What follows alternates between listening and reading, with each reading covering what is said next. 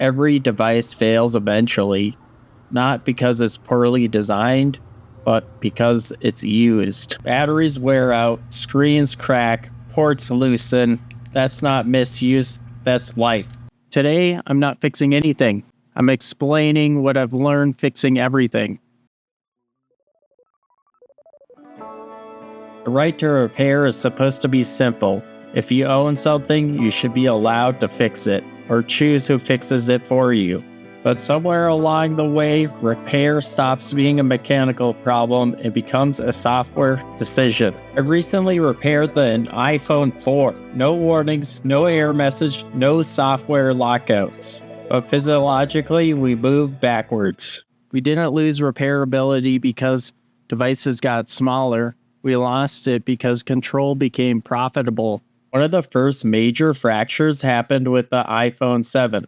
Replace the home button. Touch ID dies. Not broken, not damaged, disabled. This is where the right to repair stops being a theory and starts being personal. A customer brought me an iPhone 14 with a broken screen, broken Face ID. They didn't want to keep the phone. They wanted to trade it in.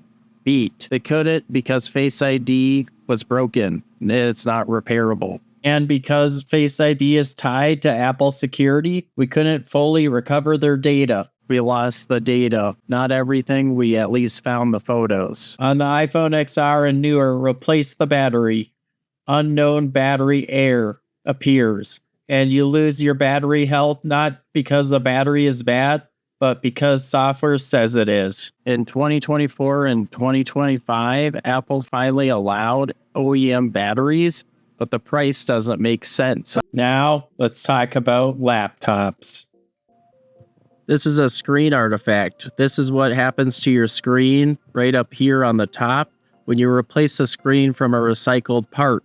For a MacBook Pro M3, the 14-inch version, you'll get a screen artifact if you replace the screen without buying the screen directly from Apple. Samsung and Google appear more repair-friendly, but the part prices never come down. And foldables, they weren't designed for repairs at all, but ownership used to mean control. Now it means access until permission is revoked. If replacing the part disables features, if the software decides what's not allowed, then ownership becomes conditional. If modular design doesn't mean cheap, it means intentional. When repairs become predictable, they become affordable. When a repair becomes affordable, people keep their devices longer. People think the right to repair is about technicians. It's about customers losing their data, families forced into replacements, small shops locked out of tools. Beat.